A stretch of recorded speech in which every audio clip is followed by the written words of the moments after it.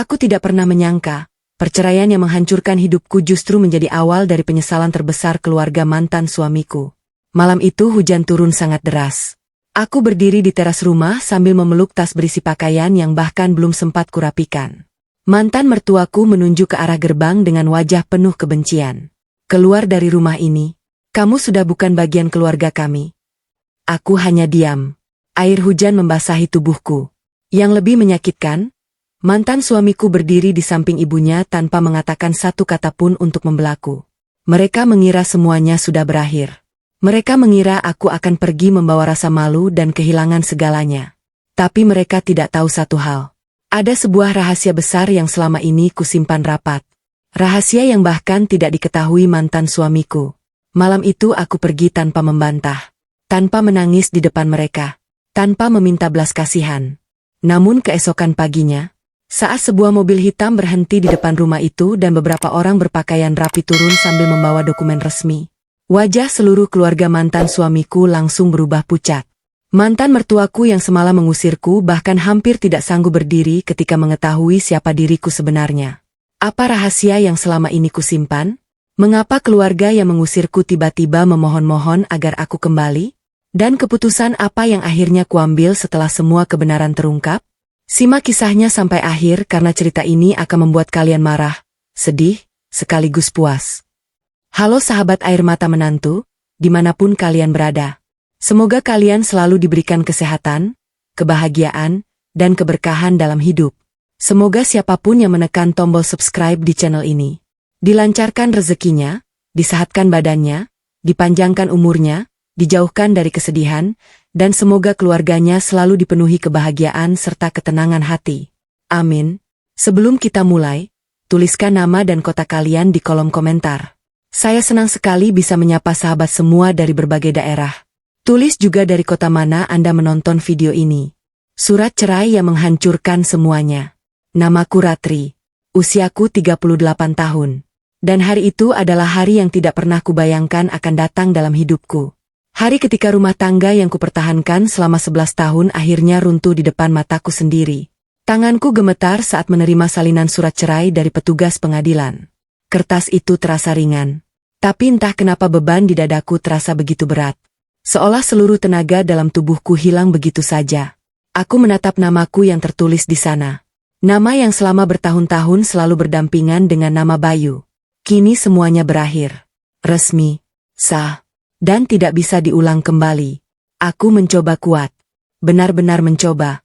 Tapi saat melihat tanda tangan Bayu di lembar terakhir, mataku langsung panas.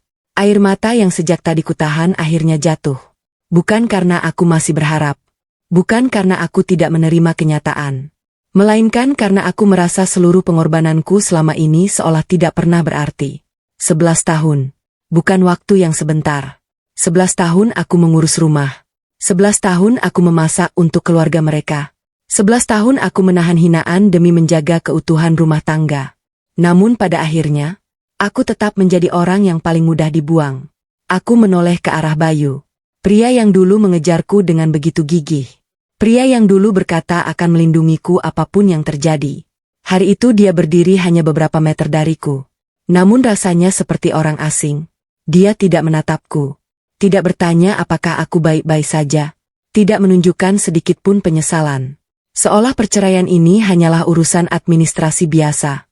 Seolah 11 tahun yang kami jalani tidak pernah ada. Hatiku semakin sakit. Tapi yang lebih menyakitkan adalah ketika aku melihat seseorang berdiri di dekat pintu keluar pengadilan. Bu Sumarni, ibunya, mantan mertuaku. Wanita yang selama bertahun-tahun tidak pernah benar-benar menerimaku sebagai bagian dari keluarga. Beliau datang dengan pakaian rapi. Wajahnya terlihat cerah. Bahkan terlalu cerah untuk seseorang yang baru saja menyaksikan rumah tangga anaknya berakhir.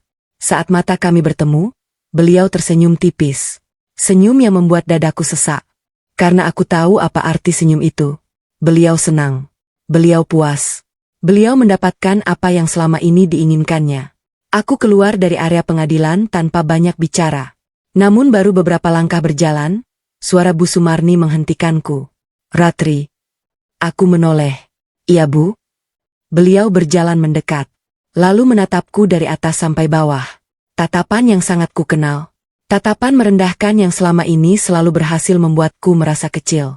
Mulai sekarang kamu bukan keluarga kami lagi. Kalimat itu terdengar sederhana, tapi terasa seperti pisau yang menusuk tepat ke dalam hati. Aku mencoba tersenyum, meski bibirku terasa bergetar. Iya Bu. Beliau kembali berkata, jangan datang lagi mencari Bayu. Aku mengangguk pelan. Padahal sejak awal aku tidak pernah berniat melakukan hal itu. Namun rupanya beliau tetap ingin memastikan aku benar-benar pergi. Benar-benar hilang dari kehidupan mereka. Bayu yang berdiri di samping ibunya hanya diam. Tidak berkata apa-apa. Dan diamnya terasa jauh lebih menyakitkan daripada ucapan Bu Sumarni. Dalam perjalanan pulang, aku duduk di kursi belakang mobil dengan pikiran kosong. Aku masih tinggal di rumah itu. Setidaknya sampai aku menemukan tempat baru. Karena semua tabunganku habis beberapa bulan terakhir untuk membantu usaha Bayu yang hampir bangkrut. Ironis memang, saat usahanya jatuh, aku menjual perhiasanku. Aku mengambil lembur. Aku membantu semampuku. Tapi saat semuanya berakhir, aku justru ditinggalkan sendirian. Ketika mobil berhenti di depan rumah, aku langsung merasa ada sesuatu yang tidak beres. Halaman rumah terlihat ramai. Beberapa tetangga sedang berdiri di luar pagar. Mereka berbisik-bisik sambil menatap ke arahku. Aku langsung tidak nyaman. Dan firasat burukku ternyata benar. Begitu masuk ke dalam rumah, aku melihat koper-koper milikku sudah berada di ruang tamu. Semua pakaianku, semua barang pribadiku, semuanya sudah dikumpulkan. Jantungku langsung berdebar. Aku menoleh ke arah Bu Sumarni. Bu, ini apa? Beliau menjawab tanpa rasa bersalah sedikit pun. Barang-barangmu. Aku menelan ludah. Kenapa dikeluarkan? Bu Sumarni menyilangkan tangan. Lalu mengucapkan kalimat yang membuat seluruh tubuhku membeku. Karena rumah ini bukan tempatmu lagi. Aku langsung kehilangan kata-kata.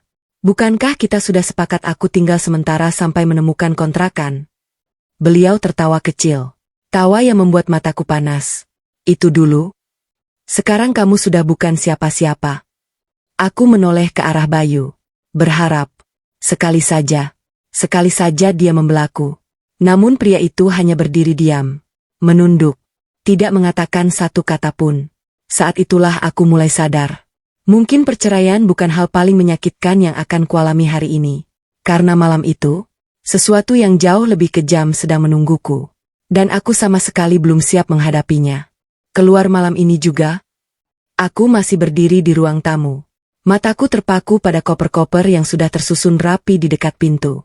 Koper yang berisi seluruh hidupku selama 11 tahun terakhir. Baju-bajuku, dokumen-dokumen pribadiku, foto-foto lama, dan berbagai kenangan yang sekarang terasa tidak berharga lagi. Dadaku sesak, sangat sesak. Namun aku masih berusaha berpikir baik. Mungkin ini hanya kesalahpahaman. Mungkin Bu Sumarni sedang emosi. Mungkin setelah suasana tenang, semuanya bisa dibicarakan. Tapi aku salah. Sangat salah. Bu. Kataku pelan. Saya cuma minta waktu beberapa hari. Bu Sumarni langsung tertawa sinis. Waktu? Aku mengangguk. Iya Bu. Sampai saya menemukan tempat tinggal. Beliau langsung menggeleng. Tidak. Jantungku langsung berdebar. Kenapa Bu? Tanyaku. Karena aku tidak mau melihat wajahmu lagi di rumah ini. Kalimat itu membuat tenggorokanku terasa tercekat. Aku menoleh ke arah Bayu. Pria itu masih diam. Masih menunduk. Masih memilih menjadi penonton dalam hidupku. Mas. Suaraku bergetar. Tolong bicara. Bayu mengangkat wajah. Untuk sesaat aku berharap. Namun harapan itu langsung hancur. Sudahlah Erate. Katanya pelan. Ikuti saja kata ibu. Dunia terasa berhenti beberapa detik. Jadi kamu juga mau aku pergi malam ini? Bayu tidak menjawab.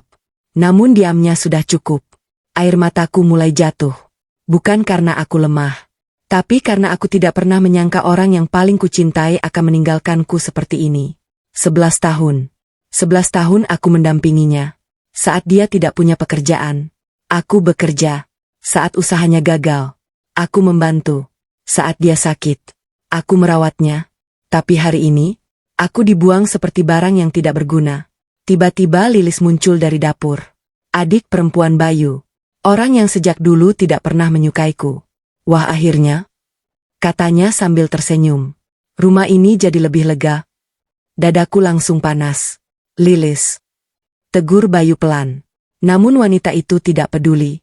Apa? Katanya, aku cuma jujur. Lalu dia menatapku. Kalau aku jadi Mbak Ratri si malu. Aku menggenggam ujung bajuku erat. Malu kenapa? Tanyaku. Lilis tertawa kecil. Sudah diceraikan. Masih mau tinggal di rumah mantan suami. Beberapa tetangga yang berada di luar rumah mulai melirik ke dalam. Aku bisa melihat mereka berbisik-bisik. Dan itu membuatku semakin malu. Namun yang lebih menyakitkan, tidak ada satu orang pun yang membelaku. Tidak Bayu. Tidak Bu Sumarni, tidak siapapun. Saat itulah aku mulai sadar. Selama ini aku selalu berusaha menjadi bagian keluarga mereka. Tapi ternyata, mereka tidak pernah menganggapku keluarga. Hanya orang luar yang kebetulan tinggal bersama mereka. Baiklah, kataku pelan. Semua orang langsung menatapku. Aku akan pergi. Bu Sumarni terlihat puas. Sangat puas. Nah begitu dong, katanya. Tahu diri. Kalimat itu membuat air mataku kembali jatuh.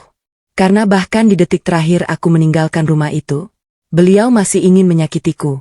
Aku mulai memasukkan barang-barang ke dalam koper. Satu persatu. Dengan tangan gemetar. Saat sedang membereskan dokumen, aku menemukan sebuah foto lama. Foto pernikahanku dengan Bayu. Di foto itu kami tersenyum bahagia. Sangat bahagia. Aku memandang foto itu beberapa detik. Lalu perlahan menyimpannya kembali. Karena aku sadar, orang dalam foto itu sudah tidak ada lagi. Yang tersisa sekarang hanyalah dua orang asing yang pernah saling mencintai. Menjelang maghrib, langit mulai gelap. Awan hitam memenuhi langit. Angin bertiup semakin kencang. Dan tak lama kemudian, hujan turun. Deras sekali. Aku berdiri di teras rumah sambil memegang koper. Jujur saja, saat itu aku berharap, setidaknya mereka akan berkata, tunggu hujan reda dulu. Tapi harapan itu tidak pernah datang. Sebaliknya, Bu Sumarni justru membuka pintu pagar. Kalau mau pergi ya sekarang, katanya. Aku menatap wanita itu. Tidak percaya dengan apa yang kudengar. Bu. Namun beliau memotong. Keluar malam ini juga. Kalimat itu membuat seluruh tubuhku terasa dingin. Aku menoleh ke arah Bayu untuk terakhir kalinya. Pria itu berdiri di ruang tamu. Dan lagi-lagi, dia tidak melakukan apapun. Tidak menghentikan ibunya. Tidak menahanku. Tidak mengatakan satu kata pun. Saat itulah sesuatu di dalam diriku mulai berubah. Bukan kemarahan. Bukan kebencian. Melainkan rasa kecewa yang begitu dalam hingga membuatku berhenti berharap. Aku menarik koper keluar rumah. Hujan langsung membasahi tubuhku. Dingin. Sangat dingin. Namun rasa sakit di hatiku jauh lebih dingin daripada hujan malam itu. Aku berjalan meninggalkan rumah tanpa menoleh lagi. Tidak sekalipun, karena aku tahu, jika aku menoleh, aku mungkin akan menangis lebih keras. Namun mereka tidak tahu satu hal. Malam itu aku pergi membawa sebuah tas kecil yang selalu kujaga selama bertahun-tahun. Tas yang berisi peninggalan almarhum ayahku. Dan di dalam tas itu, tersimpan sebuah dokumen yang suatu hari nanti akan membuat seluruh keluarga mantan suamiku menyesal. Sangat menyesal. Aku pergi dalam hujan, mereka tertawa di belakangku. Hujan turun semakin deras. Butiran air membasahi rambutku, wajahku, bahkan pakaian yang kupakai. Namun saat itu aku sudah tidak peduli. Karena rasa sakit di hatiku jauh lebih menyakitkan daripada dinginnya hujan malam itu. Aku berjalan perlahan sambil menarik koper. Jalanan mulai sepi. Lampu-lampu rumah terlihat samar tertutup tirai hujan. Dan untuk pertama kalinya dalam 11 tahun terakhir, aku benar-benar sendirian. Beberapa kali aku hampir berhenti berjalan. Bukan karena lelah. Tapi karena aku tidak tahu harus pergi kemana. Aku tidak punya rumah. Aku tidak punya tempat tujuan. Dan yang lebih menyakitkan, aku baru saja kehilangan keluarga yang selama ini kuanggap sebagai rumah. Air mataku bercampur dengan air hujan. Aku terus berjalan tanpa arah. Sampai akhirnya ponselku bergetar. Nama yang muncul membuat dadaku sesak. Bayu. Untuk sesaat aku berharap. Mungkin dia berubah pikiran. Mungkin dia menyesal. Mungkin dia ingin menjemputku. Dengan tangan gemetar aku mengangkat telepon. Halo? Namun suara yang terdengar justru membuat hatiku semakin hancur. Oke. Iya? Kunci lemari kamar masih kamu pegang? Aku langsung terdiam. Hanya itu. Tidak ada pertanyaan apakah aku baik-baik saja. Tidak ada pertanyaan apakah aku sudah menemukan tempat berteduh. Tidak ada permintaan maaf. Yang dia pikirkan hanya kunci lemari. Air mataku kembali jatuh. Iya? Jawabku lirih. Besok kirim saja. Katanya. Lalu telepon terputus. Begitu saja. 11 tahun pernikahan berakhir dengan pembicaraan tentang kunci lemari. Aku menatap layar ponsel yang sudah gelap. Lalu perlahan tersenyum pahit. Saat itulah aku benar-benar sadar. Aku tidak kehilangan siapa-siapa malam ini. Karena orang yang kucintai ternyata sudah lama hilang. Aku kembali berjalan. Hingga akhirnya menemukan sebuah warung kecil yang sudah hampir tutup. Pemilik warung itu seorang ibu tua. Beliau melihatku yang basah kuyup. "Nak," panggilnya. Aku menoleh. "Mampir dulu," katanya. Aku langsung terharu. Karena dari semua orang yang kukenal, justru orang asing yang menunjukkan kepedulian. Aku duduk di bangku kayu depan warung. Ibu itu memberiku segelas teh hangat. "Terima kasih, Bu." Beliau tersenyum. "Kamu habis menangis ya?" Pertanyaan sederhana itu membuat tenggorokanku tercekat. Karena sejak pagi tidak ada seorang pun yang peduli dengan perasaanku. Aku hanya mengangguk pelan. "Rumah tangga?" tanyanya. Aku kembali mengangguk. Wanita tua itu tersenyum lembut. "Luka hati memang berat. Tapi percayalah. Kadang Allah mengeluarkan kita dari tempat yang salah supaya membawa kita ke tempat yang lebih baik." Aku langsung menunduk. Karena kalimat itu terasa menenangkan. Setelah hujan sedikit reda, aku memutuskan mencari penginapan murah untuk bermalam. Aku menggunakan sisa uang yang ada di rekening. Jumlahnya tidak banyak. Karena sebagian besar tabunganku habis membantu usaha Bayu beberapa tahun terakhir. Saat masuk kamar penginapan sederhana itu, aku langsung terduduk di lantai. Sunyi. Sangat sunyi. Tidak ada suara televisi. Tidak ada suara Bu Sumarni memanggil. Tidak ada suara Bayu. Hanya aku seorang diri. Dan entah kenapa, kesepian itu terasa menakutkan. Aku membuka koper. Lalu mulai membereskan beberapa barang. Saat itulah tanganku menyentuh sebuah tas kecil berwarna coklat. Tas peninggalan ayahku. Tas yang selalu kubawa kemanapun. Aku membuka tas itu perlahan. Di dalamnya terdapat beberapa dokumen lama. Foto keluarga. Dan sebuah amplop yang belum pernah kubuka. Aku mengernyit. Karena selama ini aku tidak pernah menyadari keberadaan amplop tersebut. Di bagian depan tertulis tulisan tangan ayah. "Untuk Ratri. Dibuka saat kamu merasa sendirian." Tanganku langsung gemetar. Air mata kembali mengalir. Karena rasanya seperti ayah sedang berbicara langsung kepadaku. Dengan perlahan aku membuka amplop tersebut. Di dalamnya terdapat surat yang sudah menguning karena usia. Aku mulai membaca. Namun baru beberapa baris pertama. Mataku langsung membesar. Karena isi surat itu bukan sekadar pesan. Melainkan sebuah rahasia besar yang selama ini disembunyikan ayahku dariku. Rahasia yang berkaitan dengan rumah yang baru saja mengusirku. Dan rahasia itu akan mengubah seluruh hidupku mulai malam ini. Surat dari ayah yang mengubah segalanya. Tanganku gemetar saat membuka surat itu. Kertasnya sudah menguning. Beberapa bagian terlihat kusut karena usia. Namun aku masih bisa mengenali tulisan tangan ayah dengan jelas. Tulisan yang dulu sering kutemukan di buku sekolahku. Tulisan yang sudah bertahun-tahun tidak pernah kulihat lagi. Dan entah kenapa, air mataku langsung jatuh sebelum sempat membaca seluruh isi surat itu. Aku menarik napas panjang. Lalu mulai membaca perlahan. "Ratri, kalau kamu membaca surat ini, berarti kemungkinan besar kamu sedang mengalami masa yang sangat berat." Air mataku semakin deras. Karena kalimat pertama saja sudah terasa seperti pelukan. Pelukan dari seseorang yang sudah lama pergi. Ayah berharap surat ini tidak pernah perlu kamu buka. Tapi jika hari itu tiba, berarti sudah waktunya kamu mengetahui kebenaran. Jantungku langsung berdebar. Kebenaran? Kebenaran tentang apa? Aku melanjutkan membaca. Ada sesuatu yang selama ini ayah sembunyikan darimu.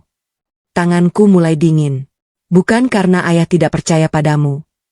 Tapi karena ayah ingin melindungimu. Dadaku terasa sesak. Karena aku bisa membayangkan ayah menulis surat ini bertahun-tahun lalu. Memikirkan masa depanku. Memikirkan kemungkinan terburuk yang mungkin terjadi. Aku mengusap air mata. Lalu kembali membaca. "Ratri?" Rumah yang selama ini ditempati keluarga Bayu tidak sesederhana yang kamu kira. Aku langsung membeku. Apa? Mataku bergerak lebih cepat. Sebelum kamu menikah, ayah pernah membantu keluarga mereka dari kebangkrutan. Jantungku langsung berdetak keras. Saat itu mereka hampir kehilangan rumah. Bank sudah menyiapkan proses penyitaan. Aku langsung teringat berbagai cerita lama yang pernah kudengar sekilas. Namun tidak pernah kupahami sepenuhnya. Ayah memberikan bantuan yang sangat besar. Dan sebagai jaminan, dibuatlah beberapa dokumen resmi. Tanganku mulai gemetar. Karena sekarang aku mulai mengerti kemana arah surat ini. Dokumen itu tidak pernah ayah gunakan. Karena ayah percaya keluarga Bayu adalah orang baik. Air mataku kembali jatuh. Ayah selalu seperti itu. Terlalu mudah percaya. Terlalu baik kepada orang lain. Namun kalimat berikutnya membuatku membeku. Jika suatu hari mereka memperlakukanmu dengan tidak adil, pergilah menemui Pak Jatmiko. Aku langsung mengernyit. Pak Jatmiko? Nama itu terasa asing. Aku terus membaca. Dia mengetahui seluruh rahasia yang ayah simpan. Dan dia menyimpan salinan semua dokumen yang berkaitan dengan rumah tersebut. Jantungku langsung berdebar semakin keras. Karena sekarang semuanya mulai terasa berbeda. Ini bukan sekadar surat penghiburan. Ini petunjuk. Petunjuk menuju sesuatu yang sangat besar. Di bagian bawah surat terdapat sebuah alamat. Alamat yang belum pernah kulihat sebelumnya. Serta satu kalimat terakhir. Jangan pernah merasa tidak berharga hanya karena orang lain meremehkanmu. Karena ada hal-hal tentang dirimu yang bahkan mereka tidak ketahui. Air mataku langsung jatuh tanpa bisa kutahan lagi. Aku memeluk surat itu erat-erat. Malam itu untuk pertama kalinya sejak perceraian terjadi. Aku merasa tidak sendirian. Seolah ayah masih menjagaku dari jauh. Namun rasa haru itu tidak berlangsung lama. Karena beberapa menit kemudian ponselku bergetar. Nomor tidak dikenal. Aku sempat ragu mengangkatnya. Namun akhirnya kutekan tombol jawab. Halo? Suara seorang wanita langsung terdengar. Ini Ratri? Iya. Wanita itu tertawa kecil. Tawa yang membuat bulu kuduku merinding. Karena aku mengenali suara itu. Sangat mengenalinya. Dia adalah Nisa. Wanita yang beberapa bulan terakhir sering disebut-sebut dekat dengan Bayu. Wanita yang selalu dibantah keberadaannya oleh mantan suamiku. Nisa? Benar. Jawabnya santai. Dadaku mulai tidak nyaman. Ada apa? Wanita itu tertawa lagi. Kamu sudah keluar dari rumah itu? Tanganku langsung mengepal. Karena pertanyaan itu terdengar seperti ejekan. Apa urusanmu? Nisa terdengar sangat santai. Aku cuma mau bilang terima kasih. Jantungku langsung berdebar. Terima kasih karena akhirnya kamu pergi. Darahku terasa mendidih. Namun aku masih berusaha tenang. Maksudmu apa? Dan jawaban Nisa membuat seluruh tubuhku membeku. Karena minggu depan aku akan pindah ke rumah itu. Aku langsung kehilangan napas. Nisa? Namun wanita itu melanjutkan. Bayu belum bilang ya? Tanganku mulai gemetar hebat. Karena jika itu benar, berarti kedekatan mereka bukan hal baru. Mungkin sudah berlangsung jauh sebelum perceraian terjadi. Dan untuk pertama kalinya, aku mulai curiga bahwa perceraianku bukan sekadar karena campur tangan mertua. Mungkin ada pengkhianatan yang jauh lebih besar. Dan aku baru saja menemukan pintu pertama menuju kebenaran itu. Wanita itu sudah menunggu rumah tanggaku hancur. Tanganku masih gemetar memegang ponsel. Sementara suara Nisa terdengar begitu santai di seberang sana. Seolah dia sedang membicarakan sesuatu yang biasa. Padahal setiap kata yang keluar dari mulutnya terasa seperti pisau yang mengiris luka yang belum sempat sembuh. Bayu belum bilang ya? Ulangnya. Aku memejamkan mata. Berusaha mengendalikan emosiku. Nisa. Kataku pelan. Apa hubunganmu dengan Bayu? Beberapa detik hening. Lalu terdengar tawa kecil. Tawa yang membuat dadaku semakin sesak. Kamu benar-benar belum tahu? Jantungku mulai berdebar semakin cepat. Aku tanya baik-baik. Kataku. Jawab. Nisa kembali tertawa. Kalau aku jadi kamu, aku juga pasti ingin tahu. Aku menggenggam ponsel erat. Karena saat itu aku sudah mulai takut mendengar jawabannya. Namun aku tetap menunggu. Dan akhirnya Nisa berkata. Aku dekat dengan Bayu sejak hampir 2 tahun lalu. Dunia seolah berhenti berputar. 2 tahun. Bukan 2 minggu. Bukan 2 bulan. 2 tahun. Air mataku langsung jatuh. Karena itu berarti saat aku masih berjuang mempertahankan rumah tangga. Saat aku masih bekerja lembur membantu usaha Bayu. Saat aku masih menangis sendirian karena hinaan Bu Sumarni. Bayu sudah dekat dengan wanita lain. Aku langsung terduduk di tepi ranjang. Tubuhku terasa lemas. Nisa. Suaraku bergetar. Kamu tahu dia masih suamiku waktu itu? Wanita itu tidak langsung menjawab. Namun diamnya sudah cukup. Aku tahu. Jawabnya akhirnya. Dadaku terasa semakin sakit. Karena sekarang semuanya semakin jelas. Ini bukan sekadar perceraian. Ini pengkhianatan. Pengkhianatan yang sudah berlangsung lama. Aku cuma mau bilang satu hal. Lanjut Nisa. Aku dan Bayu serius. Aku menunduk. Air mataku menetes ke lantai. Dan untuk pertama kalinya, aku merasa benar-benar dihancurkan. Karena ternyata selama ini aku berjuang sendirian. Saat aku masih memperbaiki rumah tangga kami, Bayu justru sedang membangun hubungan baru. Selamat malam ya. Kata Nisa santai. Makasih sudah mengalah. Telepon langsung terputus. Aku menatap layar ponsel yang gelap. Lalu menangis. Menangis sejadi-jadinya. Bukan karena Bayu memilih wanita lain. Tapi karena aku merasa begitu bodoh. Aku terlalu percaya. Terlalu sabar. Terlalu lama bertahan dalam hubungan yang sebenarnya sudah selesai. Malam itu aku hampir tidak tidur. Aku terus memikirkan semua kejadian selama 2 tahun terakhir. Bayu yang sering pulang malam. Bayu yang semakin dingin. Bayu yang selalu marah saat aku bertanya. Dan sekarang semuanya masuk akal. Sangat masuk akal. Pagi harinya aku bangun dengan mata bengkak. Namun ada satu hal yang berbeda. Aku tidak lagi ingin menangis. Aku ingin tahu kebenarannya. Seluruhnya. Aku mengambil surat ayah. Lalu melihat kembali alamat Pak Jatmiko. Hari itu aku memutuskan pergi ke sana. Perjalanan memakan waktu hampir 1 jam. Alamat tersebut berada di daerah yang cukup tenang. Sebuah rumah tua dengan halaman luas. Begitu tiba, aku langsung mengetuk pintu. Tak lama kemudian seorang pria tua keluar. Rambutnya sudah memutih. Namun tatapannya tajam. Siapa? Tanyanya. Saya Ratri. Pria itu langsung membeku. Sangat membeku. Seolah nama itu tidak asing baginya. Ratri? Ulangnya. Aku mengangguk. Lalu menyerahkan surat ayah. Begitu melihat tulisan tangan di amplop. Mata pria tua itu langsung berkaca-kaca. Pak Hadi? Gumamnya lirih. Dan saat itulah aku tahu. Ayah memang mengenalnya. Bahkan mungkin sangat dekat. Masuklah. Katanya pelan. Aku mengikuti beliau ke ruang tamu. Beberapa menit kemudian beliau membawa sebuah kotak besi tua. Kotak yang terlihat sangat lama. 15 tahun. Gumamnya. Akhirnya hari ini tiba juga. Jantungku langsung berdebar. Karena firasatku mengatakan, apapun yang ada di dalam kotak itu akan mengubah seluruh hidupku. Pak Jatmiko membuka kotak tersebut perlahan. Lalu mengeluarkan beberapa dokumen. Dan saat melihat nama yang tertulis di halaman pertama, seluruh tubuhku langsung membeku. Karena dokumen itu berkaitan langsung dengan rumah mantan mertuaku. Dan lebih mengejutkan lagi, ternyata rumah yang semalam mengusirku bukan sepenuhnya milik keluarga Bayu. Bahkan sebagian besar hak atas rumah itu terhubung dengan almarhum ayahku.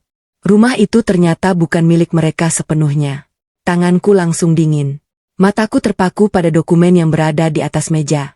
Sementara Pak Jatmiko duduk di hadapanku dengan wajah serius. Aku membaca nama yang tertulis di halaman pertama. Lalu membacanya lagi. Dan lagi. Berharap aku salah melihat. Namun tulisan itu tetap sama. Hadi Prasetyo. Nama ayahku. Jantungku berdetak sangat keras. Sampai aku bisa mendengarnya sendiri. Pak. Suaraku bergetar. Apa ini? Pak Jatmiko menghela napas panjang. Ini dokumen yang selama bertahun-tahun disimpan ayahmu. Aku langsung menatap beliau. Dokumen apa? Beliau membuka beberapa lembar kertas lain. Lalu mendorongnya ke arahku. Dokumen penyelamatan rumah keluarga Bayu. Aku membeku. Karena itu adalah rumah yang baru saja mengusirku semalam. Rumah tempat aku tinggal selama 11 tahun. Rumah yang menurut Bu Sumarni selalu menjadi alasan untuk merendahkanku. Ayahmu menyelamatkan rumah itu 15 tahun lalu. Kata Pak Jatmiko. Kalau tidak ada bantuan beliau, rumah itu sudah lama disita bank. Dadaku mulai sesak. Karena aku teringat bagaimana Bu Sumarni sering berkata, "Ini rumah keluarga kami. Kamu cuma numpang." Dan sekarang aku baru tahu kenyataan yang sebenarnya. Pak Jatmiko membuka halaman berikutnya. Ayahmu membantu mereka dengan jumlah yang sangat besar. Aku langsung menunduk. Karena itu terdengar sangat seperti ayah. Beliau selalu membantu orang lain. Bahkan saat dirinya sendiri tidak hidup mewah. Tapi bantuan sebesar itu tentu tidak diberikan tanpa perjanjian. Lanjut Pak Jatmiko. Tanganku mulai gemetar. Perjanjian? Beliau mengangguk. Sebagian hak kepemilikan rumah dialihkan kepada ayahmu. Aku langsung kehilangan napas. Apa? Pak Jatmiko kembali mengangguk. Dan dokumen ini masih sah sampai sekarang. Air mataku langsung menggenang. Karena tiba-tiba semua penghinaan yang kuterima selama bertahun-tahun terasa semakin menyakitkan. Mereka menyebutku penumpang. Mereka menyuruhku keluar. Mereka memperlakukanku seperti orang asing. Padahal tanpa bantuan ayahku, mungkin rumah itu sudah lama bukan milik mereka. Ayah tidak pernah menceritakan ini. Gumamku. Pak Jatmiko tersenyum sedih. Itu karena beliau tidak ingin kamu hidup dengan merasa lebih tinggi dari orang lain. Aku langsung menangis. Karena itu memang ayah. Bahkan saat memiliki hak, beliau memilih diam. Namun Pak Jatmiko belum selesai. Masalahnya? Katanya pelan. Ada hal lain yang lebih besar. Jantungku kembali berdebar. Lebih besar?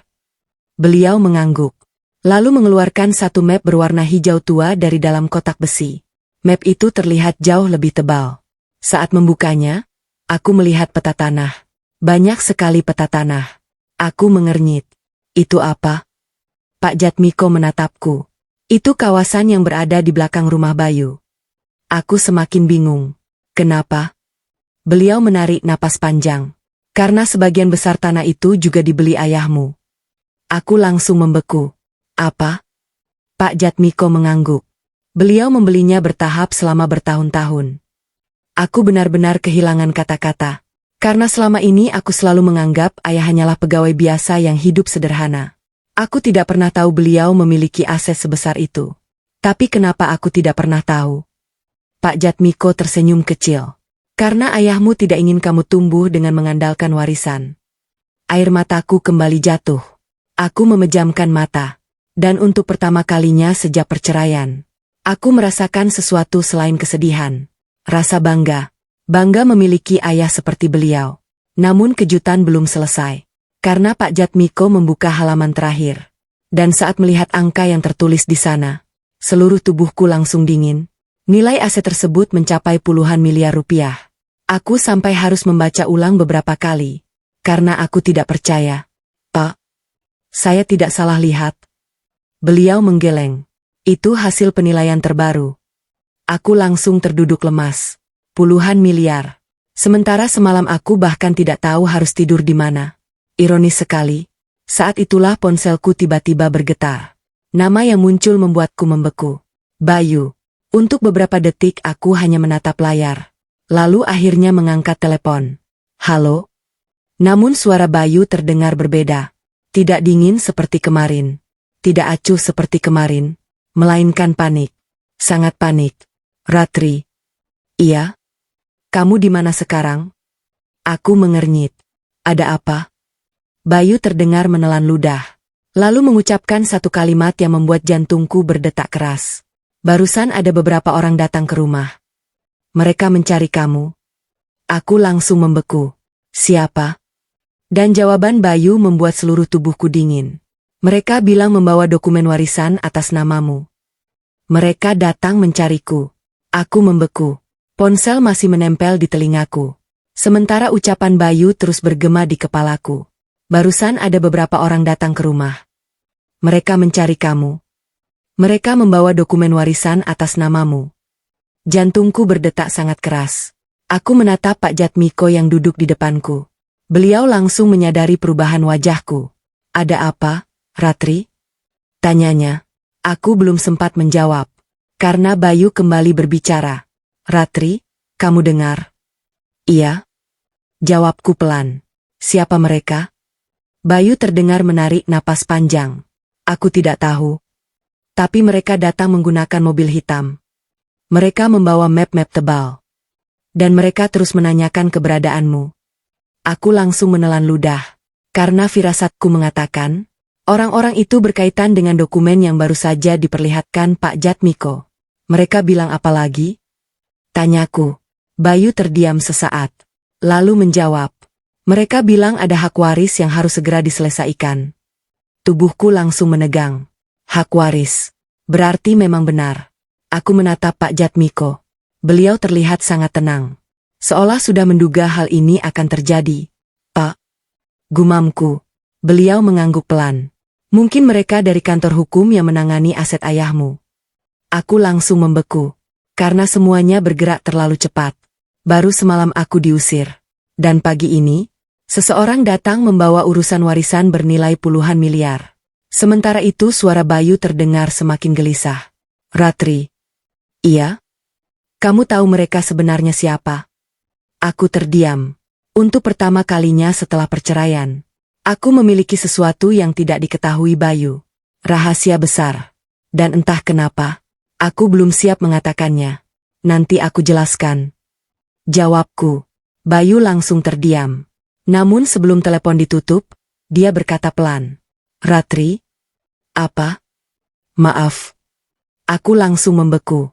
Karena itu pertama kalinya sejak perceraian dia mengucapkan kata tersebut. Namun entah kenapa, kata maaf itu datang terlambat. Sangat terlambat. Aku mengakhiri panggilan. Lalu menatap Pak Jatmiko. Pak. Iya?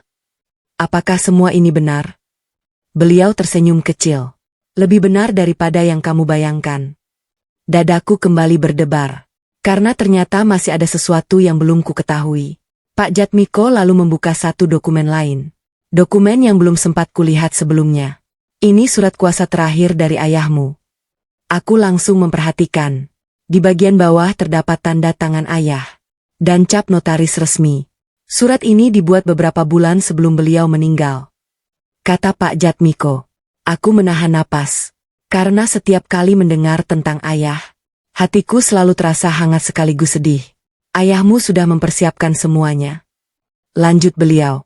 Termasuk jika suatu hari kamu diperlakukan tidak adil. Air mataku langsung menggenang. Karena ayah ternyata sudah memikirkan kemungkinan terburuk yang bahkan tidak pernah kubayangkan. Beliau selalu melindungiku. Bahkan setelah beliau tiada. Namun suasana haru itu tiba-tiba terputus oleh suara ponselku yang kembali berdering. Kali ini bukan Bayu, melainkan nomor asing. Aku mengangkatnya perlahan. Halo? Seorang pria berbicara dengan suara sopan. Selamat siang. Apakah saya sedang berbicara dengan Ibu Ratri? Iya. Pria itu langsung terdengar lega. Syukurlah. Saya sudah mencoba menghubungi ibu sejak pagi. Jantungku mulai berdebar. Siapa ini? Saya Arga.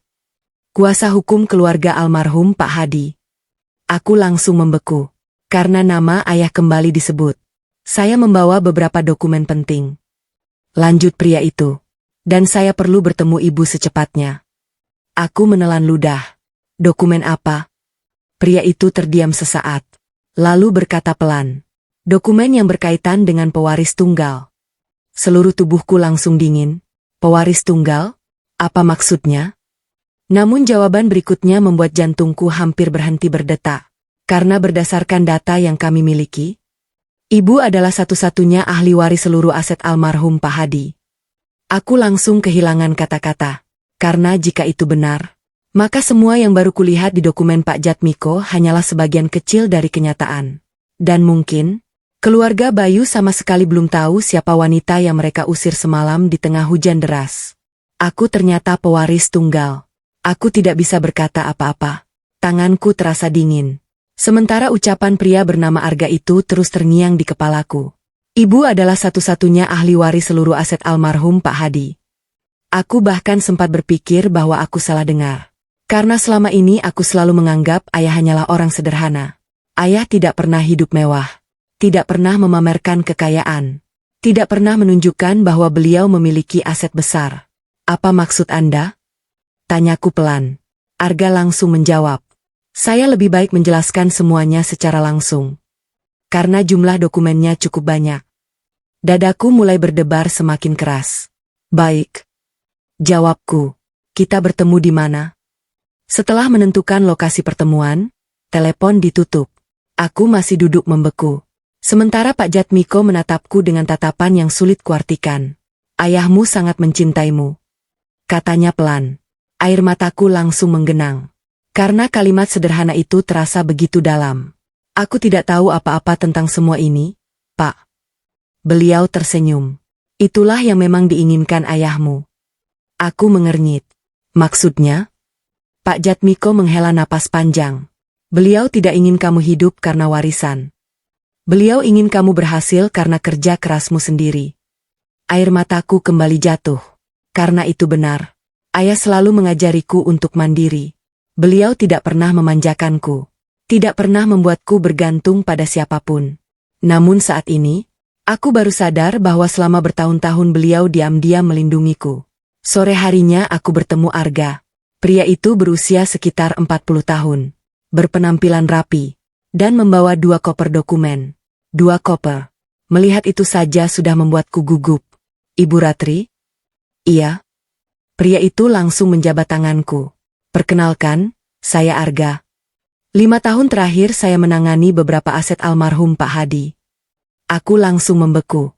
Beberapa aset. Kata-kata itu terdengar begitu asing bagiku. Kami duduk di sebuah ruang pertemuan kecil. Lalu Arga mulai membuka dokumen satu persatu. Semakin lama dia menjelaskan, semakin sulit aku mempercayai apa yang kudengar. Karena ternyata, ayah memiliki beberapa bidang tanah, beberapa ruko, saham di beberapa perusahaan kecil, dan beberapa aset lain yang bahkan tidak pernah ku ketahui. Aku hanya bisa diam, karena semuanya terasa seperti mimpi. Ayah mendapatkan semua ini dari mana? Tanyaku lirih. Arga tersenyum. Dari kerja keras. Beliau berinvestasi sejak muda. Dan hampir semua keuntungan selalu diputar kembali. Air mataku langsung jatuh. Karena aku teringat bagaimana ayah hidup sangat sederhana. Padahal beliau mampu hidup jauh lebih mewah. Namun beliau memilih tidak melakukannya. Beliau lebih memilih mempersiapkan masa depan anaknya. Aku. Saat itulah Arga membuka map terakhir. Dan map itulah yang membuat seluruh tubuhku membeku. Karena di halaman pertama terdapat foto rumah Bayu. Rumah yang mengusirku. Apa ini? Tanyaku. Arga menatapku. Lalu menjawab pelan. Ini aset yang paling sering menjadi sumber masalah. Jantungku langsung berdebar. Maksudnya? Arga membuka dokumen tersebut. Dan menunjukkan beberapa lembar surat perjanjian. Aset ini memang belum sepenuhnya dialihkan. Tapi sebagian besar hak pengelolaannya sudah tercatat atas nama pewaris. Aku langsung membeku. Pewaris? Arga mengangguk. Ya. Lalu menunjuk namaku.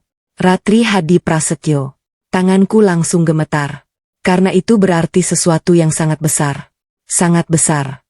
Namun sebelum sempat bertanya lebih jauh, ponselku tiba-tiba berdering. Nama yang muncul membuatku terkejut. Bu Sumarni. Mantan mertuaku.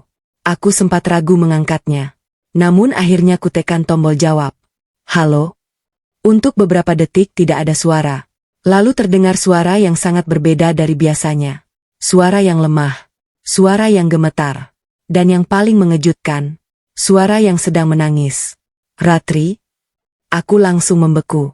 Karena selama 11 tahun mengenalnya, aku hampir tidak pernah mendengar Bu Sumarni menangis. Ada apa, Bu?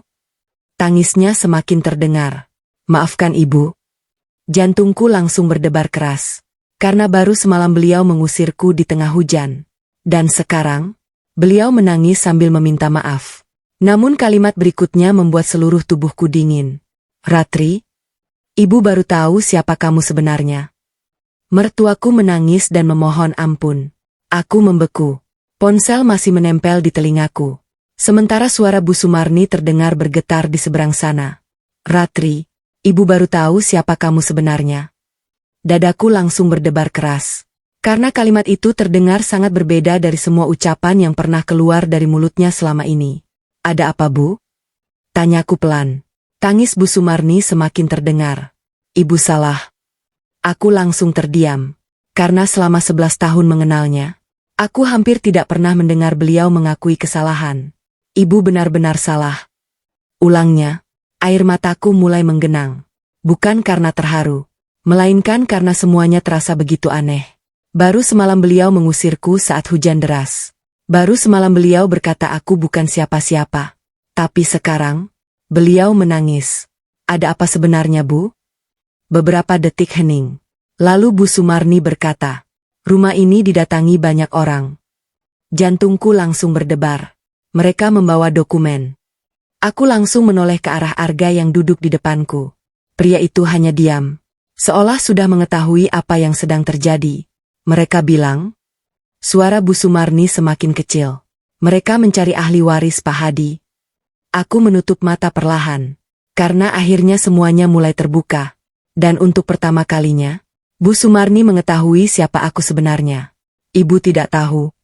Tangisnya semakin keras. Ibu benar-benar tidak tahu. Namun sebelum aku menjawab, terdengar suara lain dari ponsel. Suara Bayu. Bu, biar aku yang bicara. Beberapa detik kemudian suara mantan suamiku terdengar. Ratri. Aku terdiam. Karena suara itu tidak lagi terdengar sombong. Tidak lagi terdengar dingin.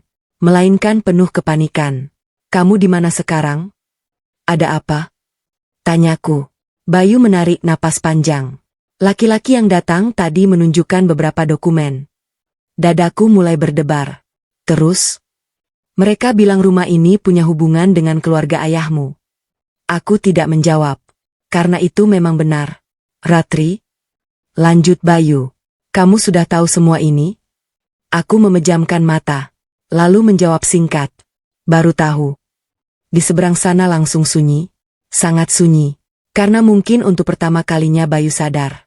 Wanita yang selama ini dianggap tidak punya apa-apa ternyata menyimpan kenyataan yang jauh lebih besar. Namun percakapan itu belum selesai. Karena Bayu kembali berkata, Ratri, aku mau ketemu kamu. Aku langsung mengernyit.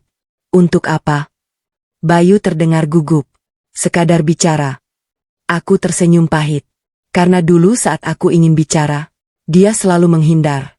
Sekarang setelah semuanya terbongkar, dia ingin bicara. Ironis sekali. Nanti saja. Jawabku. Lalu aku mengakhiri telepon. Setelah itu aku duduk diam cukup lama. Sementara Arga kembali membuka beberapa dokumen. Ada satu hal yang perlu ibu ketahui. Katanya. Aku langsung menoleh. Apa? Arga mengeluarkan satu map merah. Map yang terlihat jauh lebih baru dibanding dokumen lain. Ini dokumen yang membuat keluarga mantan suami ibu panik. Jantungku langsung berdebar.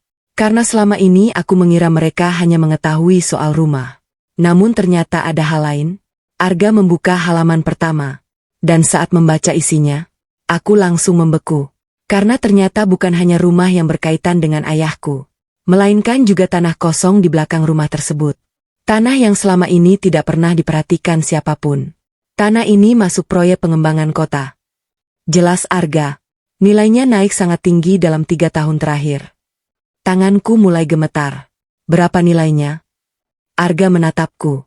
Lalu mengucapkan angka yang membuatku hampir kehilangan napas. Hampir 60 miliar rupiah. Aku langsung terdiam. Karena angka itu terlalu besar untuk kubayangkan. 60 miliar. Dan yang lebih mengejutkan, hak terbesar atas tanah tersebut berada di bawah pengelolaan keluarga ayahku. Artinya, keluarga Bayu selama ini tinggal di atas aset yang nilainya puluhan miliar rupiah. Tanpa benar-benar memahami siapa pemilik utamanya. Namun kejutan belum berhenti. Karena Arga membuka halaman terakhir. Dan saat melihat nama yang tercantum di sana, seluruh tubuhku langsung dingin. Nama itu adalah Nisa. Wanita yang beberapa hari lalu meneleponku. Wanita yang mengaku akan segera pindah ke rumah Bayu. Wanita yang sudah dekat dengan Bayu selama 2 tahun. Apa hubungannya Nisa dengan dokumen ini? Tanyaku. Wajah Arga langsung serius. Karena ternyata, Nisa bukan sekadar wanita yang merebut suamiku.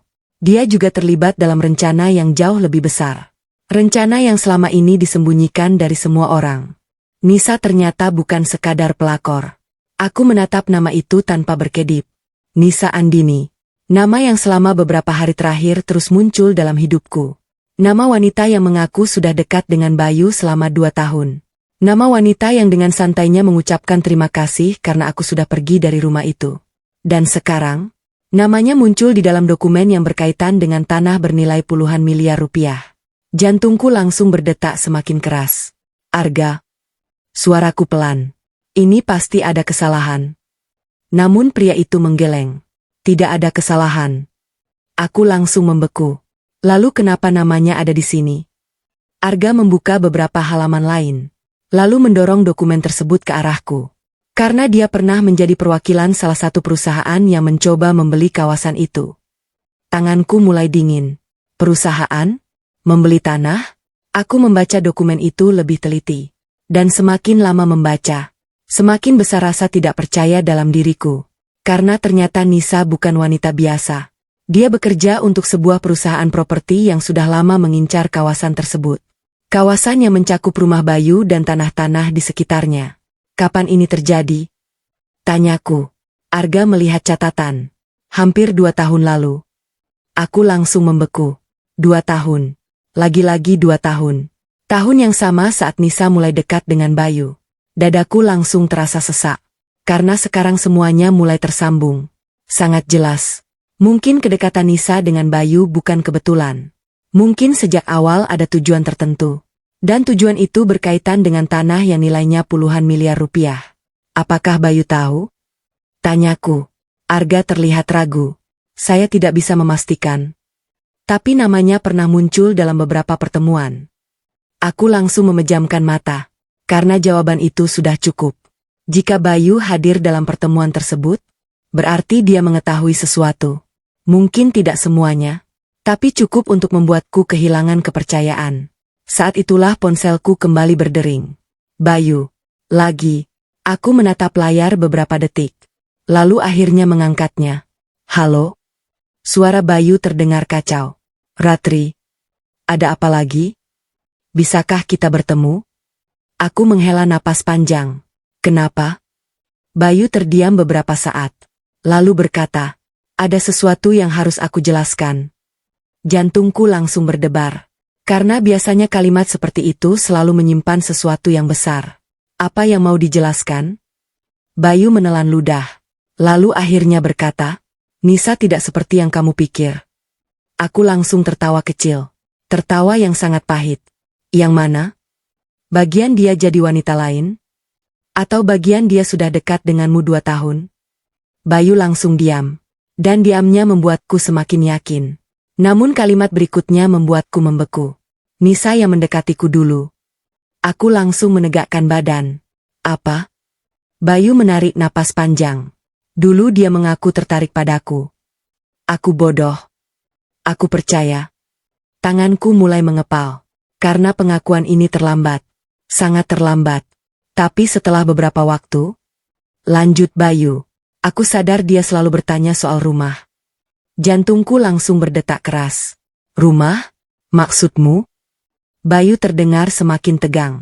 Dia sering bertanya soal sertifikat. Soal tanah belakang. Soal siapa pemilik sebenarnya. Aku langsung menatap Arga. Pria itu juga terlihat serius. Karena apa yang baru saja kudengar sangat penting. Kenapa baru bilang sekarang? Tanyaku. Bayu terdengar sangat menyesal. Karena aku baru mengerti semuanya setelah orang-orang itu datang pagi tadi. Untuk pertama kalinya, aku mendengar ketakutan dalam suaranya. Bukan takut kehilangan aku, melainkan takut menghadapi kenyataan. Namun kejutan terbesar datang beberapa detik kemudian. Karena Bayu berkata, Ratri, aku menemukan sesuatu di kamar ibu. Jantungku kembali berdebar. Sesuatu apa? Bayu menelan ludah. Lalu mengucapkan satu kalimat yang membuat seluruh tubuhku dingin. Ada map berisi salinan dokumen milik ayahmu. Aku langsung membeku. Karena jika itu benar, berarti Bu Sumarni selama ini memang mengetahui jauh lebih banyak daripada yang pernah dia akui. Dan mungkin, semua penghinaan yang kuterima selama bertahun-tahun bukan karena kebencian. Melainkan karena ketakutan. Ketakutan bahwa suatu hari aku akan mengetahui kebenaran. Map rahasia di kamar mertuaku. Aku membeku. Ponsel terasa berat di tanganku. Sementara suara Bayu terdengar semakin tegang dari seberang sana. Ada map berisi salinan dokumen milik ayahmu. Jantungku berdetak sangat keras. Karena jika itu benar, maka Bu Sumarni tidak hanya mengetahui rahasia itu. Beliau sudah mengetahuinya selama bertahun-tahun. Bayu. Suaraku bergetar. Kamu yakin? Aku yakin. Jawabnya cepat. Aku menemukan sendiri. Dadaku mulai sesak. Karena tiba-tiba semua perlakuan Bu Sumarni selama ini terasa memiliki alasan. Alasan yang sangat buruk. Apa isi map itu? Tanyaku. Bayu menghela napas panjang. Ada salinan surat perjanjian. Ada fotokopi sertifikat. Dan ada beberapa surat lama atas nama ayahmu. Aku langsung memejamkan mata. Karena berarti semuanya benar. Bu Sumarni tahu. Sejak lama. Sangat lama. Dan selama bertahun-tahun beliau memilih diam. Lebih dari itu, beliau terus memperlakukanku seperti orang asing. Air mataku mulai jatuh. Karena sekarang aku mulai mengerti. Mengapa beliau selalu terlihat tidak nyaman setiap kali aku membicarakan rumah. Mengapa beliau selalu marah jika ada yang menyinggung masa lalu. Mengapa beliau begitu ingin aku pergi. Karena keberadaanku mengingatkannya pada rahasia yang selama ini disembunyikan. Ratri. Panggil Bayu. Iya? Aku rasa ibu tidak sengaja menyimpan map itu. Aku mengernyit. Maksudmu? Bayu terdiam sesaat. Lalu berkata pelan. Sepertinya ibu sengaja menyembunyikannya. Tubuhku langsung dingin. Karena itulah yang paling kutakutkan. Jika seseorang menyembunyikan kebenaran selama bertahun-tahun, berarti dia sadar apa yang dilakukannya. Setelah telepon berakhir, aku duduk diam cukup lama. Arga dan Pak Jatmiko saling berpandangan. Mereka tidak terlihat terkejut. Seolah apa yang baru kudengar bukan hal baru bagi mereka. Pak. Kataku kepada Pak Jatmiko. Ibu Sumarni memang tahu semuanya. Beliau menghela napas panjang. Lebih banyak daripada yang kamu bayangkan. Aku langsung membeku. Apa maksudnya? Pak Jatmiko membuka sebuah dokumen lama. Lalu menunjuk tanggal yang tercetak di sana. Lihat ini. Aku membaca perlahan. Dokumen itu dibuat hampir 10 tahun lalu. Dan di bagian bawah terdapat tanda tangan Bu Sumarni. Jantungku langsung berdebar. Karena itu berarti beliau memang pernah melihat dokumen tersebut. Bahkan menandatanganinya. Ayahmu sebenarnya memberi banyak kelonggaran. Kata Pak Jatmiko. Beliau tidak pernah menagih.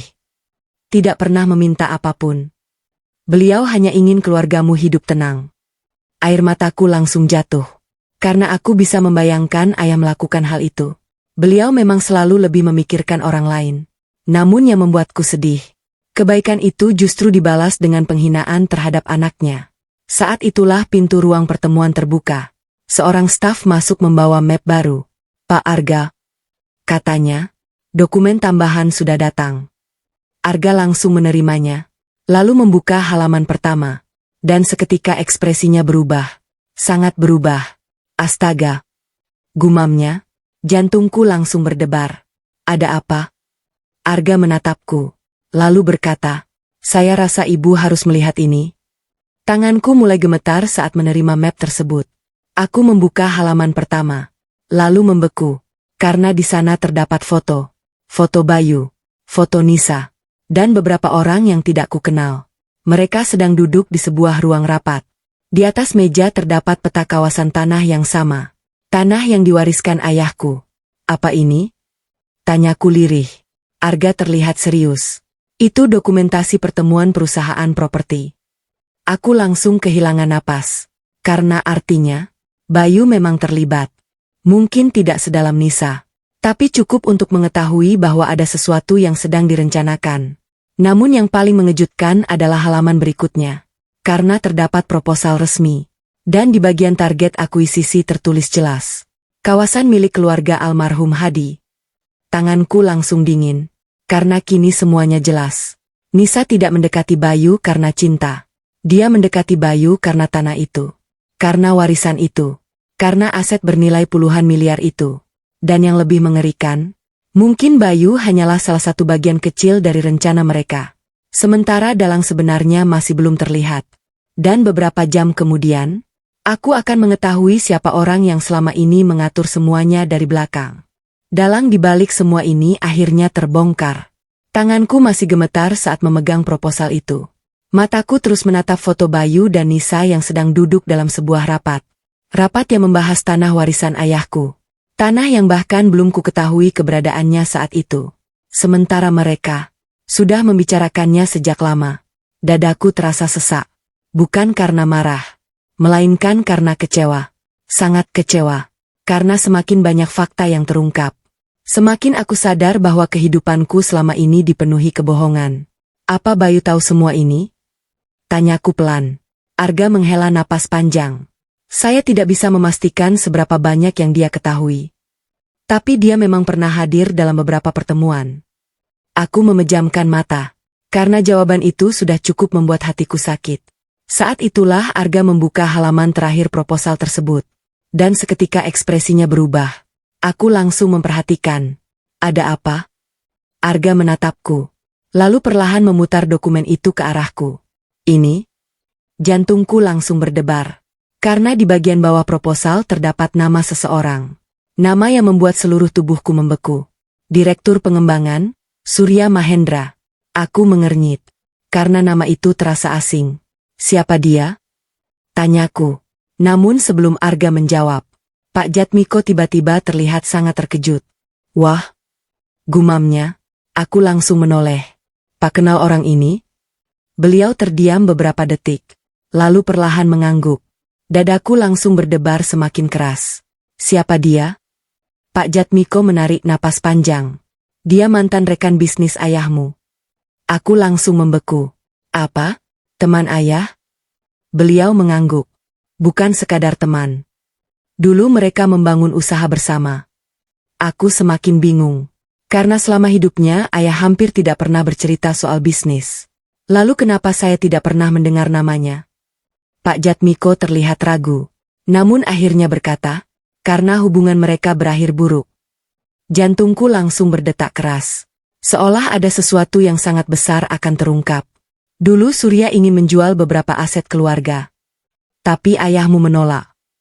Aku langsung terdiam. Karena itu terdengar sangat seperti ayah. Beliau selalu berhati-hati. Tidak pernah tergoda keuntungan cepat. Setelah itu mereka berpisah. Lanjut Pak Jatmiko. Dan tidak pernah bekerja sama lagi. Aku mulai memahami arahnya. Lalu sekarang? Pak Jatmiko menatap proposal di tanganku. Sepertinya dia kembali. Dan kalimat berikutnya membuat bulu kudukku merinding. Untuk mengambil apa yang dulu gagal dia dapatkan. Ruangan langsung sunyi. Karena sekarang semuanya mulai masuk akal. Nisa, Bayu, tanah warisan, proposal pembelian. Semua terhubung. Dan di tengah semua itu ada satu nama. Surya Mahendra. Saat itulah ponsel Arga berdering. Pria itu segera mengangkatnya. Beberapa detik kemudian wajahnya berubah serius. Sangat serius. Apa? Katanya. Aku langsung menegang. Karena sesuatu pasti terjadi. Arga mendengarkan beberapa saat. Lalu menutup telepon. Dan menatapku. Bu Ratri. Iya? Saya baru mendapat kabar dari tim kami. Jantungku berdetak semakin cepat.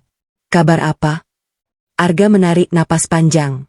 15 menit yang lalu, Nisa mendatangi rumah Bayu. Aku langsung membeku. Lalu, Arga menatapku dalam. Dia meminta semua dokumen yang berkaitan dengan tanah itu. Dadaku langsung terasa dingin. Karena itu berarti Nisa sedang panik. Sangat panik. Dan orang yang panik biasanya sedang takut sesuatu terbongkar. Namun yang paling mengejutkan bukan itu. Karena Arga melanjutkan. Menurut saksi yang ada di sana, Nisa dan Bu Sumarni sempat bertengkar hebat. Aku langsung membelalak. Apa? Pak Jatmiko pun terlihat terkejut. Kenapa mereka bertengkar? Arga membuka catatan di ponselnya. Lalu membaca perlahan. Karena Bu Sumarni baru mengetahui bahwa Nisa sebenarnya tidak pernah mencintai Bayu. Aku langsung membeku. Seluruh tubuhku terasa dingin. Karena dugaan itu ternyata benar. Nisa tidak mendekati Bayu karena cinta. Dia mendekati Bayu karena sesuatu yang lain. Sesuatu yang jauh lebih besar.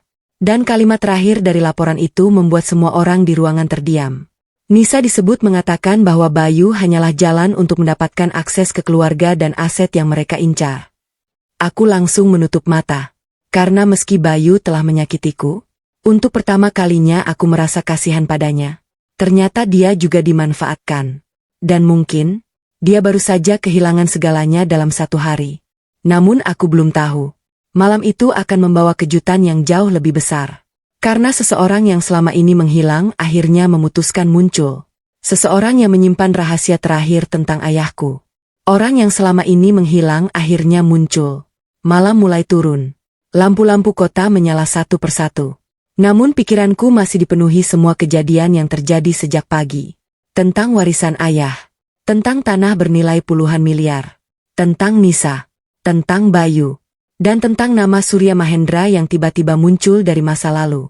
Aku duduk diam di ruang kerja Arga. Sementara Pak Jatmiko terlihat sedang memikirkan sesuatu. Ada yang mengganggu pikiran Bapak? Tanyaku. Beliau mengangguk pelan. Ada satu orang. Jantungku langsung berdebar. Siapa? Pak Jatmiko menarik napas panjang. Seseorang yang dulu sangat dekat dengan ayahmu. Aku langsung memperhatikan. Karena akhir-akhir ini setiap kali ada orang yang mengenal ayah, selalu muncul fakta baru yang mengejutkan. Kenapa baru sekarang disebutkan? Beliau terlihat ragu. Karena selama bertahun-tahun orang itu menghilang. Aku mengernyit. Menghilang? Pak Jatmiko mengangguk. Tidak bisa dihubungi. Tidak pernah muncul. Bahkan banyak yang mengira dia sudah meninggal. Bulu kudukku langsung merinding. Karena entah kenapa aku merasa orang ini penting. Sangat penting. Namun sebelum sempat bertanya lebih jauh, pintu ruang kerja tiba-tiba diketuk. Seorang staf masuk. Pak Arga. Iya? Ada tamu. Arga mengernyit. Siapa? Staf itu terlihat gugup. Saya kurang tahu. Tapi beliau bilang harus bertemu Ibu Ratri sekarang juga. Jantungku langsung berdetak keras. Siapa namanya? Staf itu melihat catatan kecil di tangannya. Lalu menjawab. Pak Danang. Pak Jatmiko langsung berdiri. Sampai kursinya bergeser. Aku langsung terkejut. Pak. Wajah beliau terlihat sangat tidak percaya. Danang? Aku menatap beliau. Bapak kenal? Pak Jatmiko mengangguk cepat. Sangat kenal? Dadaku mulai berdebar. Karena reaksi beliau tidak biasa. Sama sekali tidak biasa. Siapa dia? Beberapa detik kemudian Pak Jatmiko menjawab. Sahabat terbaik ayahmu. Aku langsung membeku. Apa? Sahabat terbaik ayah? Lalu kenapa dia baru muncul sekarang? Pak Jatmiko terlihat sama bingungnya denganku. Itulah yang membuat saya heran. Tak lama kemudian, seorang pria tua masuk ke ruangan. Usianya sekitar 65 tahun. Rambutnya sudah memutih. Namun tatapannya tajam. Begitu melihatku, matanya langsung berkaca-kaca. Ya Allah! Gumamnya, kamu benar-benar mirip ayahmu. Air mataku langsung menggenang. Karena pria itu berbicara dengan suara yang tulus. Bukan seperti orang asing. Melainkan seperti keluarga. Pak Danang? Tanyaku pelan. Beliau mengangguk. Ayahmu sering menunjukkan fotomu. Dadaku langsung terasa hangat. Karena untuk sesaat aku bisa membayangkan ayah bercerita tentangku kepada sahabatnya. Namun suasana haru itu tidak berlangsung lama. Karena Pak Danang langsung membuka tas kulit yang dibawanya. Lalu mengeluarkan sebuah map hitam. Map yang terlihat sangat tua. Saya datang karena sudah waktunya. Katanya, jantungku langsung berdebar. Waktunya apa? Pak Danang menatapku dalam. Lalu berkata pelan. Waktunya kamu mengetahui rahasia terakhir ayahmu. Ruangan langsung sunyi. Tidak ada yang bergerak. Tidak ada yang bicara. Karena semua orang tahu. Kalimat itu bukan kalimat biasa. Pak Danang membuka map tersebut. Lalu mengeluarkan beberapa dokumen. Dan saat melihat halaman pertama, Pak Jatmiko langsung membelalak. Astaga! Aku menoleh. Ada apa? Namun beliau tidak menjawab. Beliau hanya menatap dokumen itu tanpa berkedip. Seolah baru saja melihat sesuatu yang mustahil. Pak. Akhirnya Pak Danang yang menjawab. Selama ini semua orang fokus pada rumah dan tanah. Aku mengangguk. Karena memang itulah yang selama ini dibahas. Namun Pak Danang melanjutkan. Padahal itu hanya sebagian kecil. Jantungku langsung berdetak semakin keras. Sebagian kecil? Maksudnya apa? Lalu beliau menunjuk sebuah dokumen. Dokumen yang berisi daftar kepemilikan saham. Banyak sekali. Dan saat melihat angka di bagian bawah, tanganku langsung gemetar. Karena nilainya jauh lebih besar daripada seluruh aset yang selama ini kubicarakan. Puluhan miliar rupiah. Aku langsung kehilangan kata-kata. Ayah? Gumamku lirih. Namun kejutan terbesar datang beberapa detik kemudian. Karena Pak Danang berkata, dan semua itu bukan masalah terbesar. Aku langsung membeku. Lalu apa? Pria tua itu menatapku. Lalu mengucapkan satu kalimat yang membuat seluruh tubuhku dingin. Karena Surya Mahendra ternyata tidak hanya mengincar tanah ayahmu. Ruangan kembali hening. Dan kalimat berikutnya membuat jantungku hampir berhenti berdetak. Dia juga mengincar perusahaan yang secara hukum sekarang menjadi milikmu. Perusahaan yang tiba-tiba menjadi milikku. Aku membeku. Tanganku masih memegang dokumen yang diberikan Pak Danang. Sementara kata-kata terakhirnya terus berputar di kepalaku. Surya Mahendra tidak hanya mengincar tanah ayahmu. Dia juga mengincar perusahaan yang secara hukum sekarang menjadi milikmu. Dadaku langsung terasa sesak. Karena selama ini aku bahkan tidak tahu perusahaan itu ada. Apa maksud Bapak? Tanyaku lirih. Pak Danang menghela napas panjang.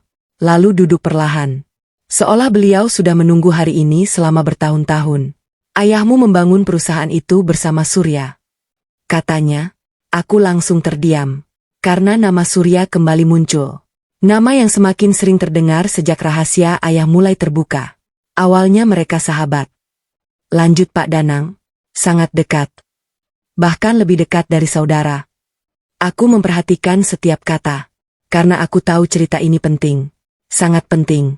Mereka membangun usaha dari nol. Berjuang bersama. Untung bersama. Tapi semuanya berubah saat perusahaan mulai besar. Jantungku mulai berdebar.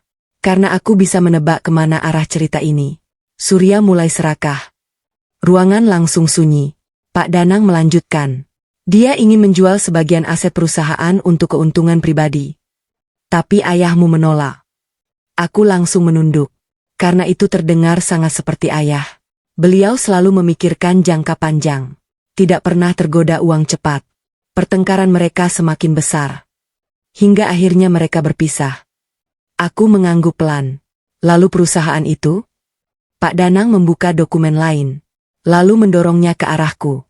Setelah berpisah, ayahmu membeli seluruh saham Surya. Aku langsung membeku. Apa? Dan sejak saat itu perusahaan menjadi milik penuh ayahmu. Tanganku mulai gemetar. Karena semakin lama aku mendengar cerita ini, semakin aku sadar bahwa aku tidak benar-benar mengenal kehidupan ayah. Beliau menyembunyikan begitu banyak hal. Bukan karena tidak percaya padaku, melainkan karena ingin melindungiku. Namun yang paling mengejutkan adalah halaman terakhir dokumen tersebut. Karena di sana terdapat surat wasiat. Surat yang ditandatangani ayah beberapa bulan sebelum meninggal. Aku membaca perlahan. Dan saat melihat namaku, air mataku langsung jatuh. Karena seluruh kepemilikan perusahaan itu diwariskan kepadaku. Kepadaku seorang. Aku langsung kehilangan kata-kata. Pak. Iya? Kenapa ayah tidak pernah bilang? Pak Danang tersenyum sedih. Karena beliau ingin kamu dicintai karena dirimu. Bukan karena hartamu. Air mataku semakin deras. Karena bahkan sampai akhir hidupnya, ayah masih memikirkan kebahagiaanku. Namun suasana haru itu tiba-tiba terpotong oleh suara ponsel Arga. Pria itu segera mengangkat telepon. Beberapa detik kemudian wajahnya berubah tegang. Sangat tegang. Apa? Katanya. Aku langsung menoleh. Karena sesuatu pasti terjadi. Arga mendengarkan beberapa saat. Lalu menutup telepon. Dan menatapku. Bu Ratri. Iya? Saya baru mendapat laporan. Jantungku langsung berdebar. Laporan apa? Arga menarik napas panjang. Surya Mahendra baru saja mengadakan rapat darurat. Aku langsung membeku. Untuk apa? Dan jawaban berikutnya membuat seluruh ruangan terdiam. Karena dia baru mengetahui bahwa pewaris seluruh aset Pak Hadi adalah ibu. Tanganku langsung dingin. Karena berarti sekarang Surya tahu aku ada. Dan jika semua dugaan benar, maka aku bukan hanya mewarisi kekayaan ayah. Aku juga mewarisi musuh-musuhnya. Namun yang lebih mengejutkan, Arga kembali berkata, dan menurut informasi yang kami terima, Surya sedang menuju rumah Bayu malam ini. Aku langsung membelalak. Rumah Bayu?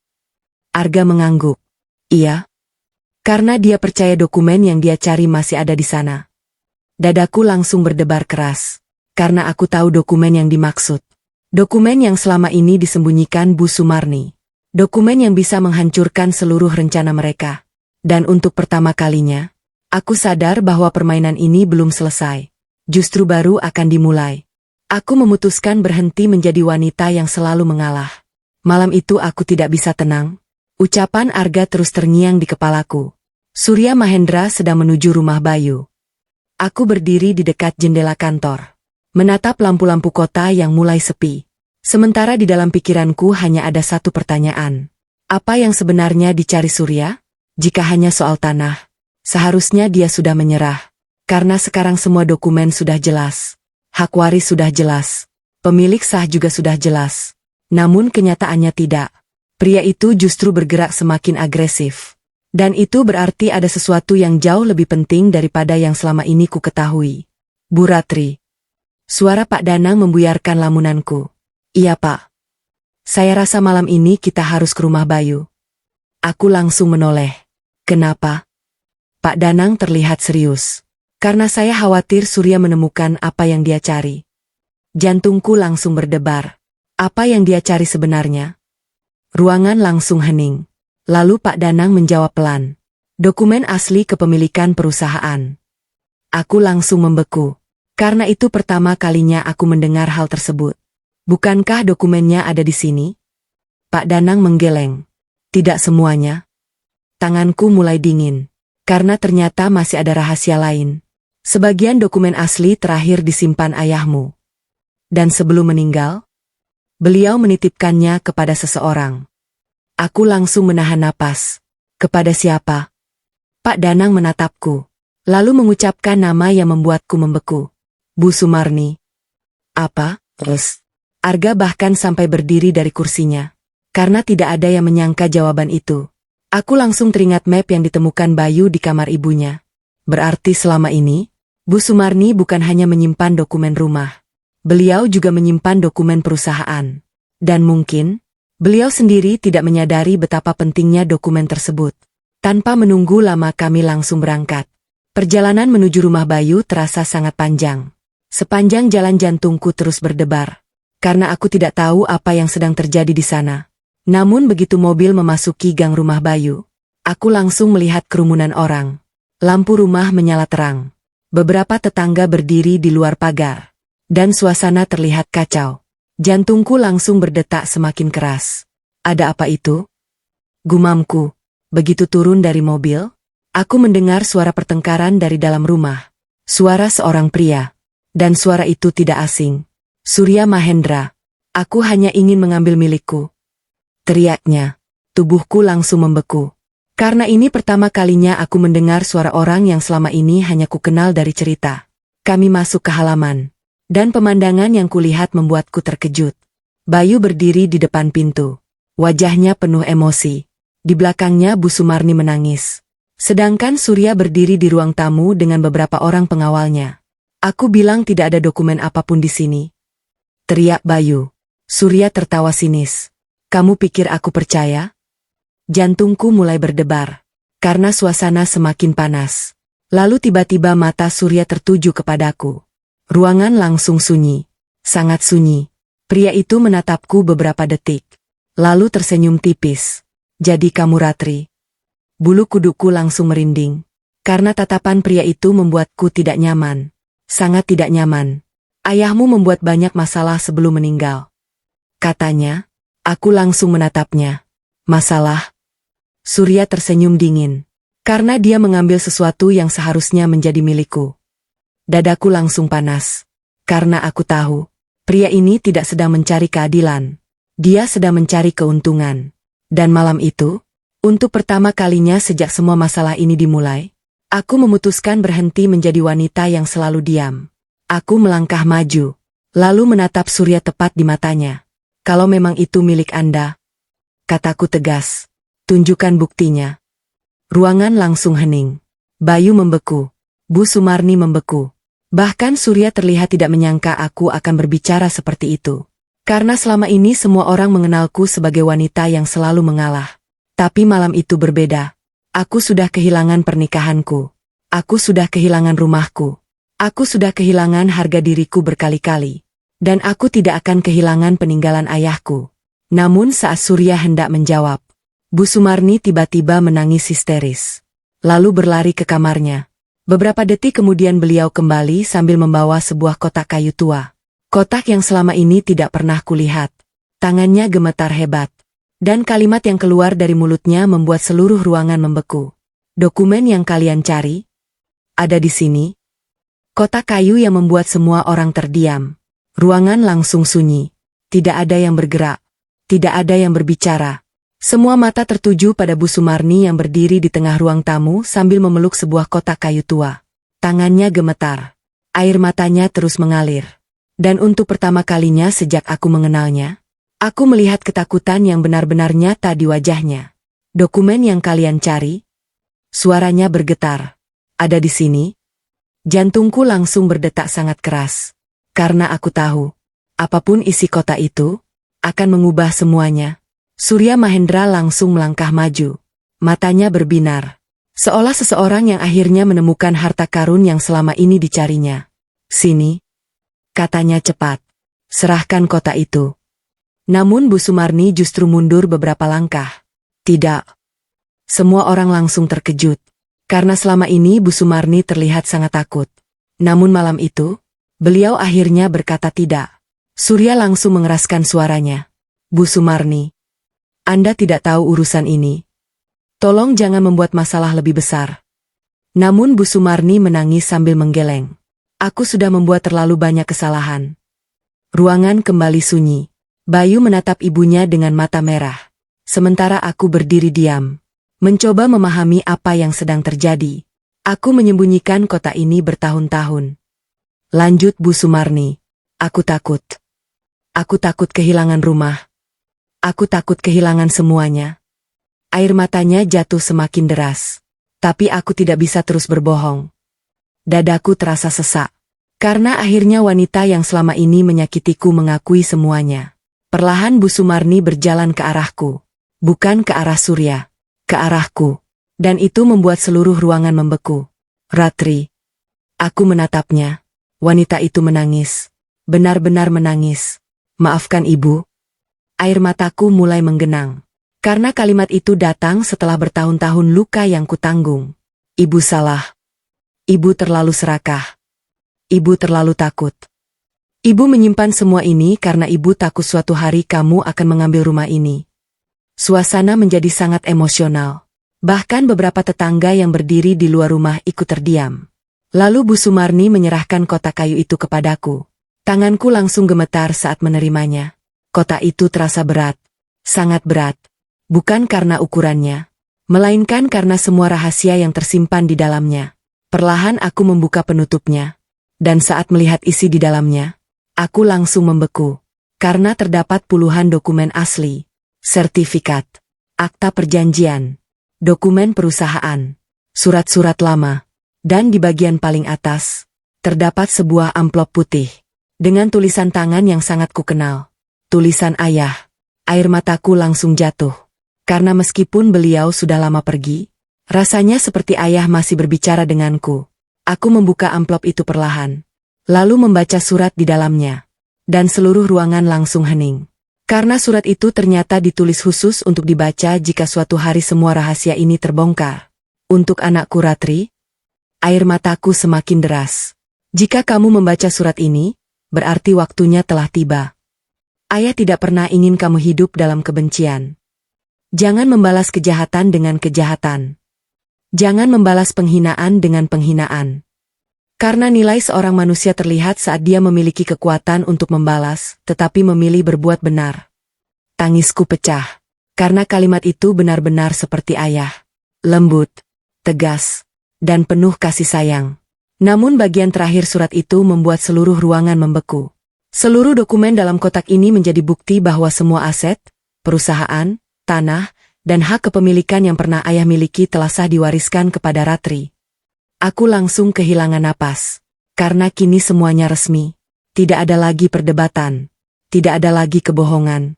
Tidak ada lagi rahasia. Semua bukti ada di depanku. Dan saat itulah Surya Mahendra terlihat pucat. Sangat pucat. Karena untuk pertama kalinya, rencananya benar-benar runtuh. Namun kejutan terbesar belum datang. Karena beberapa menit kemudian, beberapa mobil hitam berhenti di depan rumah. Lalu beberapa orang berpakaian resmi turun sambil membawa map dan surat. Salah satu dari mereka langsung menghampiri Surya. Dan kalimat yang keluar dari mulutnya membuat seluruh tubuh pria itu membeku. Pak Surya Mahendra.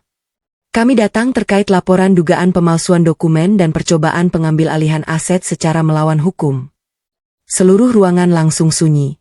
Karena akhirnya, karma mulai datang menagih. Karma datang, dan akhirnya aku memilih bahagia. Ruangan itu benar-benar sunyi. Tidak ada satu orang pun yang berbicara.